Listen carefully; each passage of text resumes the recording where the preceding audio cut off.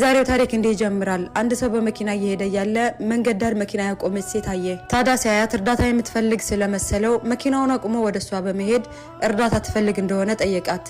እሷ ግን ለረጅም ሰዓታት ማንንም አቁሞ ስላልጠየቃትና ሰውየውን ስታየው አለባበሱ የደሃ ስለሚመስል እርዳታውን አልፈለገችም። እንደፈራች የተረዳው ሰውዬ ስሙን ከነገራት በኋላ ሊረዳት እንደሆነ በመናገር ሊያረጋጋት ሞከረ። ከዛም የተበላሸውን መኪናዋን ከአድካሚ ሙከራ በኋላ ሰራላት። በዚህን ጊዜ እሷም ላረገላት ነገር ስንት ልክፈልህ ብላ ጠየቀችው።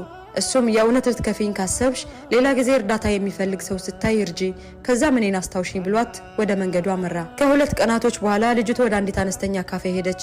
እዛ የነበረችው አስተናጋጅ የ8 ወር እርጉዝ ነበረች። የምታስተናግደው ብቻዋን ስለሆነች በጣም እንደደከመች ያስታውቃል። ልጅቱም ተስተናግዳ ከጨረሰች በኋላ ለአስተናጋጇ ገንዘብ አስቀምጣላት ወጣች።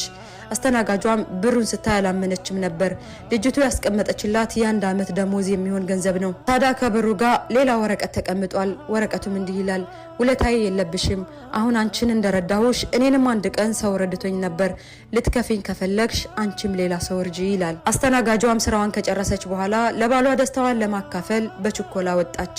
የቤት ኪራይ የሚከፍሉት አልነበራቸውም። ልጅ ልትወልድ ስለነበር ገንዘቡ እጅግ ያስፈልጋቸዋል። እቤቷ ገብታ የሆነውን ሁሉ ለባሏ ስትነግረው ማመን አቃተው።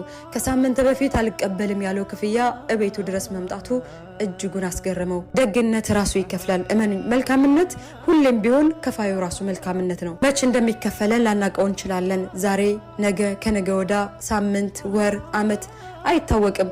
ብቻ አንድ ቀን የመልካምነት ጥግ አንድ ቀን ይከፍላችኋል።